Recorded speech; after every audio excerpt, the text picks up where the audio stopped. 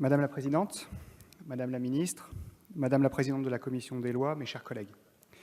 C'est une proposition de loi à l'objet bien délimité que le groupe Modem et Apparentés a fait le choix d'inscrire à l'ordre du jour de sa niche de ce jour. C'est aussi un texte qui se veut consensuel parmi les parlementaires. Il l'a été au Sénat, et à quelques exceptions près, qui n'est pas d'ailleurs son objet strictement technique, il l'a également été en Commission des lois.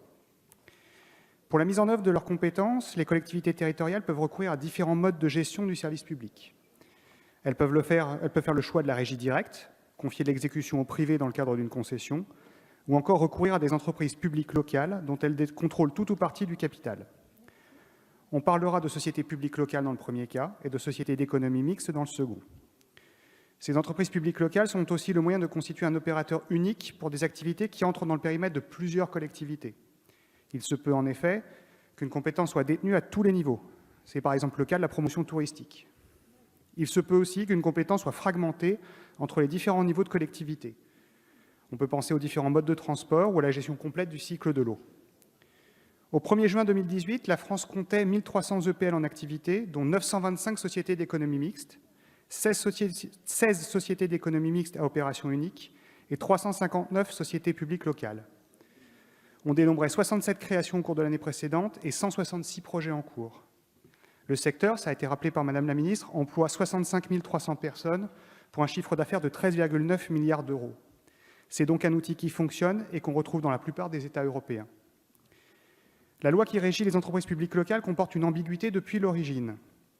Pour qu'une collectivité territoriale soit actionnaire d'une EPL, faut-il qu'elle détienne l'ensemble des compétences couvertes par l'objet social de l'entreprise ou une partie seulement? Les juridictions administratives se sont opposées sur ce point avec des décisions contradictoires pendant plusieurs années. Finalement, le Conseil d'État a tranché le 14 novembre dernier en faveur de la solution la plus stricte. Il faut donc, selon le juge, qu'une collectivité détienne toutes les compétences que met en œuvre une EPL pour y investir valablement. Cette solution jurisprudentielle porte un coup dur au développement des EPL et à leur financement, comme l'a indiqué en audition la Caisse des dépôts et consignations. De plus, elle met en question la démarche partenariale qui avait présidé aux actions des collectivités depuis des années. Elle pose également des problèmes pratiques. En effet, si des collectivités sont contraintes à des cessions forcées, qui sera désigné acheteur forcé, sinon d'autres collectivités? Déposée à l'initiative du sénateur Hervé Marseille et de plusieurs de ses collègues de différents groupes politiques, la proposition de loi n'a qu'un seul objectif: renverser la position du Conseil d'État et faire prévaloir l'interprétation souple qui avait été celle de plusieurs cours administratives d'appel. Il est donc précisé que les collectivités qui interviennent dans une entreprise publique locale doivent le faire au titre d'une des compétences qui leur est octroyée par la loi. Si une EPL mène plusieurs activités, celles-ci doivent répondre à une condition de complémentarité. Après avoir entendu les différentes parties prenantes, j'ai suggéré à la Commission des lois, qui l'a accepté, l'adoption de ce texte en des termes identiques à ceux retenus par le Sénat. En effet, l'application stricte de la position sans nuance adoptée par le Conseil d'État menacerait clairement la bonne marche des services publics dans les territoires et soulèverait des problèmes considérables de cession capitalistique. Madame la Ministre, au-delà du soutien que vous apportez à cette proposition de loi, vous avez exprimé quelques interrogations au cours de votre intervention, comme d'ailleurs votre collègue l'avait fait au Sénat. Je veux vous remercier car ce sont des questions tout à fait judicieuses qui méritent que l'Assemblée nationale leur apporte une réponse. En premier lieu, vous souhaitez qu'une EPL ne puisse poursuivre une compétence que ne détient aucune des collectivités actionnaires. Je considère que la rédaction qui nous est soumise le prévoit expressément. C'était aussi la position du sénateur Loïc Hervé devant le Sénat. L'intention du législateur est très claire, je la répète ici, après l'avoir écrite noir sur blanc dans mon rapport. Vous pourrez en faire état auprès des autorités chargées du contrôle de légalité et il reviendra aux juridictions administratives d'en faire application. Les EPL ne doivent agir que dans le champ des compétences des collectivités actionnaires. Il n'est pas question d'admettre l'exercice de compétences orphelines. Les choses sont claires. En second lieu, le mécanisme que nous adoptons ne doit pas donner lieu à des abus de droit, c'est-à-dire des détournements qui permettraient à une collectivité de financer 90% d'une EPL, alors que ses compétences ne seraient que marginalement couvertes par l'action de cette dernière.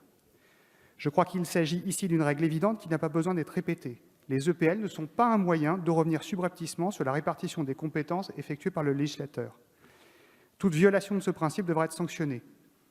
En effet, le partenariat est une bonne chose, mais il faut que chacun vienne mettre au pot commun dans le respect des missions qui lui incombent. Nous ne voulons pas voir un département se mettre à financer massivement une société d'aménagement au motif que celle-ci agirait de façon connexe en faveur de l'insertion sociale. Là encore, Madame la Ministre, vous pourrez faire état de cette position de principe auprès des préfets, appelés à veiller sur le terrain au bon respect de la loi. Dès lors que ces interprétations répondent aux préoccupations du gouvernement, je lui demanderai sans surprise de bien vouloir considérer ces amendements comme satisfaits et de ne pas risquer de faire obstacle à une adoption conforme de cette proposition de loi. Il existe une véritable urgence dans les territoires et nous souhaitons, nous parlementaires, qu'il y soit répondu dans les meilleurs délais. C'est bien pour cette raison que le groupe MODEM y consacre une part de son ordre du jour réservé. J'aimerais conclure sur un sujet qui ne figure pas dans la proposition de loi, qui a, je le répète, un objet technique, auquel je demanderai à l'Assemblée nationale de se tenir, mais qui méritera une action du gouvernement et du Parlement dans les meilleurs délais. Je veux parler de la nécessaire modernisation des statuts des entreprises publiques locales, notamment au regard des obligations de transparence et de contrôle démocratique. Madame la ministre, vous le savez, divers rapports ont formulé récemment des préconisations en faveur d'une modernisation. C'est le cas au cours des 18 derniers mois de la Cour des comptes et des inspections générales. Il y a des choses qui ne vont pas, qui ont été pointées et qui mériteraient d'être corrigées. Je sais que des amendements ont été déposés en ce sens par les groupes LREM et Liberté et Territoires. Je remercie nos collègues de porter la lumière sur ces sujets. Madame la ministre, en tant que rapporteur d'une PPL de niche inscrite par un groupe minoritaire, je ne suis pas en capacité de transcrire au mieux ces recommandations dans la loi. Je constate néanmoins que les plus hautes autorités se sont saisies du sujet. C'est votre cas, puisque je crois savoir que vous concerterez bientôt avec les associations d'élus sur les évolutions à venir. C'est le cas du président de la Commission des finances, qui a commandé à la Cour des comptes un rapport qui nous sera présenté le 29 mai par le président Didier Migaud. C'est aussi le cas sur le terrain, puisque la Fédération des EPL travaille à un livre blanc sur les propositions qui abordera ce sujet. Madame la ministre, le sujet de la transparence des EPL est un sujet technique, mais important pour notre démocratie. Les parlementaires que nous sommes auront besoin de l'engagement du gouvernement à leur côté et à travers lui de l'expertise du Conseil d'État pour affiner les dispositifs. J'espère que vous pourrez nous confirmer que cette ambition est partagée et que bientôt l'ouvrage sera mis sur le métier dans la perspective d'un projet de loi. Voici, mes chers collègues, les raisons qui me poussent à soutenir en l'état cette proposition de loi et à solliciter de votre part son adoption conforme, comme l'a fait la semaine dernière la Commission des lois. Je vous remercie. Merci.